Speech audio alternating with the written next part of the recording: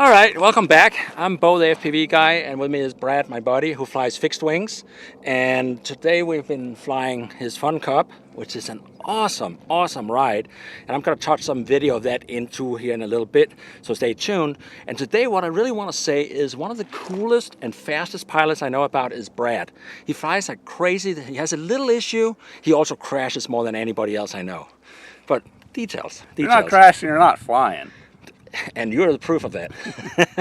But so if you want to see really cool and fun flying, I'm going to put a little checkbox right here on Brad. Click on it and subscribe to his channel. I noticed you got new goggles, and that's what we really want to put it up to the camera. We can't see. There we go. Look at that. Here's the cool thing. This thing has diversity goggles or diversity receivers. So you can put a mushroom like a blue beam, and you can put a helical on the other one, and as you're flying you can turn your head to use for long distance with the helical, and when you're really close you can use the blue beam or an air blade or similar to get the video when you're really close or behind yourself. Yeah, and it does the choosing for you, so that makes it really kind of handy. Is that a screw hole on the front? No, it's not. This is I like to call it a Cyclops cam, and this is great for when you got your goggles on and you forgot to do something, you want to look down. You just kind of give this button like a 2-second press and it swaps over to this camera. So then that way you could look to see if your dog's back around, if somebody walked up to you, make adjustments to your gear. With another quick press, it swaps back over to your flight camera and you're back in the air again. That's real handy because it takes a second for your eyes to adjust. Here's my Fat Sharks, and notice how they have two goggles, and this has got one sunscreen right there. So these are a bit different. You can also see what I usually fly away. This is a 3-turn helical, so that when I turn my head to the sound, I can go about 1.5 miles without worrying about my video. But let's get back to this. They made a really cool thing, because with the 2 receivers, of course, you could also, somebody got smart here, and they decided you could split the receivers and show one on each eye. They're doing 2 separate video transmissions from the 2 independent cameras on board. And then they have 2 separate transmitters built into one box. So wait, so you bought the black box right here, you bought with the goggles. Yeah, it's kind of a nifty little kit and from it's SkyZone. A stereo camera right in here, so there's 2 cameras. And in the back, you can see there's 2 antennas. And there is a transmitter here that has 2 transmitters in it, so that you get one for each eye. Yeah, it's pretty cool. So then that way you get one image from one camera, one image from the other. So it's like your natural stereo vision. And then your eye becomes a diversity box. Your eye kind of blurs out the bad image that comes through, and you really get a pretty good image. And it's impressive. I really like the 3D. So that means you get more effect when you crash? Oh yeah, the ground and the rocks come real close. 3D's no good past 50, 70 feet in the air. You really can't tell the difference. But so for planes and stuff, it's useless. For mini multi-rotors, proximity flying, just screwing around in a park, it's a blast because I get so close to stuff. When I look back onto my recorded video, I'm twice as close as I would be in a 2D cam. So I just feel that much more comfortable and relaxed with it. Interesting. Now we were talking about antennas, and the crazy suggestion here would be, in order to keep the 2 channels clear, would be put an air blade on the one side, air blade, and then put a blue beam and a blue beam, so that we have more a left hand and a right hand polarized video signal. So make sure these 2 signals doesn't. Yeah, add some more separation between the 2. But talking about the receivers now, you were telling me you were flying using a helical and a polarized antenna. Well, yeah, I had an air blade on this side, and I had a Visual Aerial System 7-turn helical on this side, and an air blade in the air, and that's my normal setup with a Bosscam receiver. And I was really kind of disappointed. Even in open air, I couldn't tell if it was switching back and forth. I tried to point my head away to get the helical to point away, and it wasn't just deciding on the helical. It was picking up the Omni antenna, but I was really let down at the reception. My Bosscam receiver's reception's a lot better, and for park flying and close flying, I'll use the inbuilt receiver. But if I'm going to do anything that I got to depend on, I might jump behind a tree or do something, I'm going to fly my Bosscam receiver because I could trust it. So you're saying, like, I'm flying 1.5 miles with my Fat Sharks, and I've got crystal clear video. Yeah, I would hate to say that it couldn't do it, but I wouldn't do it personally. I'm just not comfortable with it. You're not quite feeling it's doing that. No, because I could have breakups 50 feet up in the clear air. So I just wouldn't feel comfortable. Now tell me about the screens. This here is 40, the Fat Sharks that I have here are 45-degree screens and standard 640 by 480 resolution on the Fat Sharks. And how are those things? What do you get there? Oh, these are, I don't want to quote me there, but I believe they're 854 by 480 resolution. So they're crisper. Yeah, there's definitely a lot crisper. I flew on the Fat Shark base SDs with 45-degree field of view before, and they were a lot more immersive. You were definitely in the vehicle. These style goggles, it's more of you're looking at a big screen TV. Like my buddy says now, it's like you're in the fourth row back in the theater. Versus being at the end of the theater. So they're not 45-degree field of view. Yeah, they're not as immersive. But it's incredible flying my fixed wings and stuff. Now, I can almost read people's T-shirts. The clarity, the crispness is there. So, They gotta be safe? Yeah. We just can't do that out in the middle of nature and not have things change on us. Yeah, it's a foam airplane. But no, the image, the crispness, I'm very impressed with that. The resolution is great. I'm getting used to the stretched image, the 6x9 versus the 4x3. I didn't think I'd like that at first when I was trying my buddy's cinemizers. So these are wider screens. Yeah, it's that wider aspect ratio. Nice. But I'm used to that now. But one thing I was really impressed with these goggles. So tell me about the recorder. Where does it go? The DVD-R is this little SD card right here. Let's bring that up to the camera. And you got to format the card on it. Okay. And it just plugs right into the bottom, kind of a convenient spot. And also while we're down here, it's got a USB access, so you could access the camera and look at what's on the card. You got AV in, which is cool because I fly on different radio gear besides 5.8. You have AV out, which if you want to buddy box to a friend so they can see what you're seeing, or record from a separate DVD-R or a laptop or something. And then you also have earphones. It's also got a head tracker when it's awesome. Nice. But the DVD-R is cool because, like Bo mentioned, for nanos and stuff like that. Well, me too. I crashed a little bit, and I'm hard on GoPros. How do you define a little bit? Every other flight, maybe, if it's a good day. But any crash you can walk away from is a good crash, they say. Yeah, so that's FPV. If you don't run into yourself, you're going to walk away from it. But because of that, I don't have to fly my GoPro on my plane all the time or on my other rigs. If it's just a la-di-da flight, I could DVD-R record it and have a recording for myself. It's awesome on this recording. It's handy. And then like Bo said, you crash, you go down, bam, you just play it back right in your goggles and you got that visual right into the ground. It's a lot easier to go find that last spot where your plane is or your multi-rotor.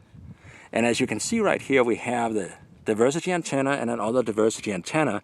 And up here is where he pushes to see the flight camera or switch to the local camera. And he can change channels over here. And then the DVR is underneath down here. It's actually a cool thing. Let's real quickly, let's get some world numbers on this. Here is my Fat Sharks with standard 640 by 480 resolution. I've got a helical on it, and I feel it has a good receiver because with the helical I can do 1 mile to 1.5 miles with very clear video. Now this system here cost me $400, plus I also had to buy a receiver. But this advanced cool feature here is in the receiver compartment you can put a 1.3, 2.4 or a 4.8 receiver. So, but you're looking at about $450 with a DVR and standard resolution.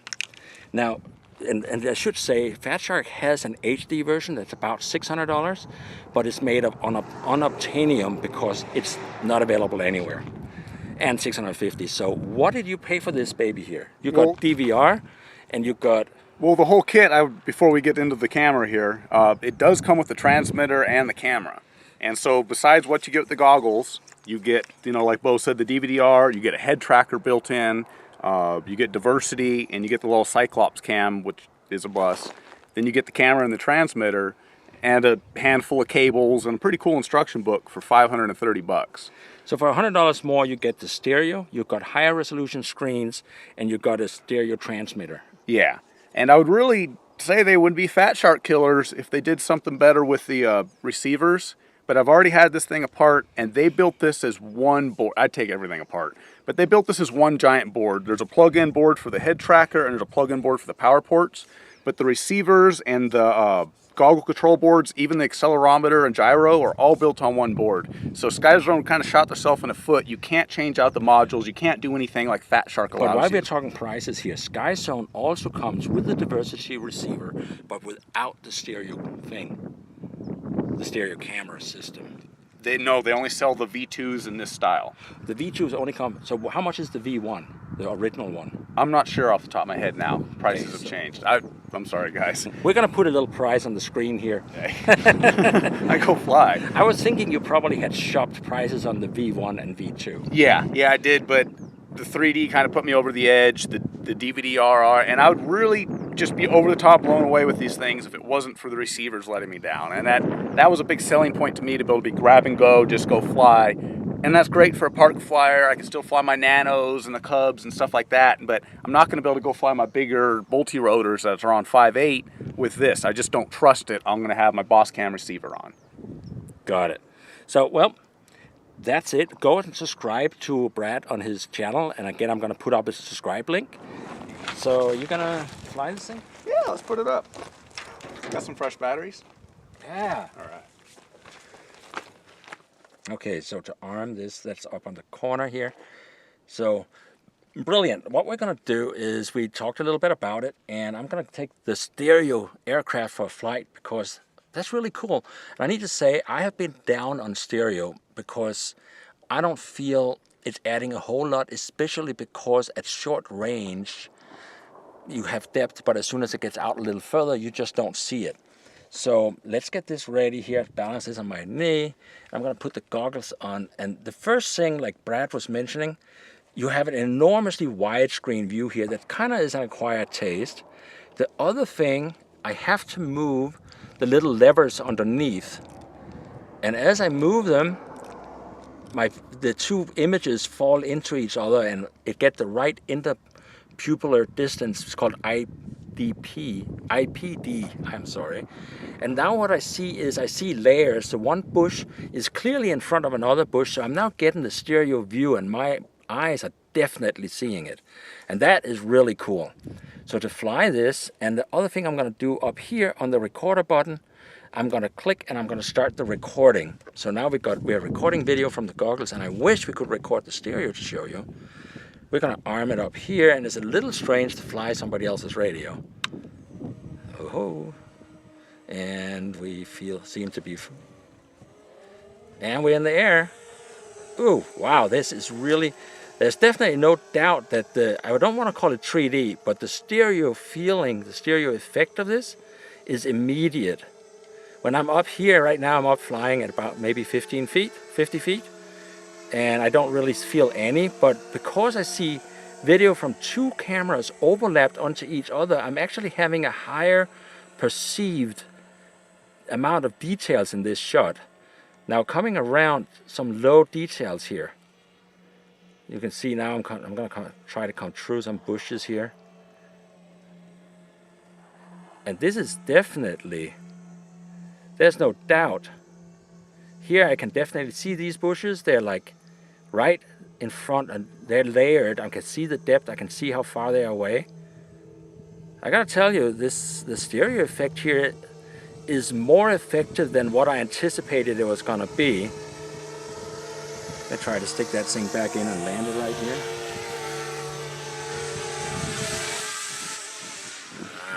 Now, I gotta tell you, I'm more impressed about the stereo goggles than I thought I would be. The effect is immediate, and I do believe one of the important things we're seeing here is that because there's two sets of images, they're still low res, but in my mind, this image feels like it has more details and more information than what I see on my mono image in Fat Sharks. So even though we take up two channels, and it has some other complexities, there's definitely something to be said for stereo images. So to rate this equipment, this goggle here, I decided, there's my hat. I decided this is really a 1.5 thumbs up. It has an incredibly cool technology. It has great details, but it has a built-in DVR. But it is losing out on, as we're flying out there a little bit, we were losing video signal and it started snowing. So the receiver is not as keen as I would like to see it.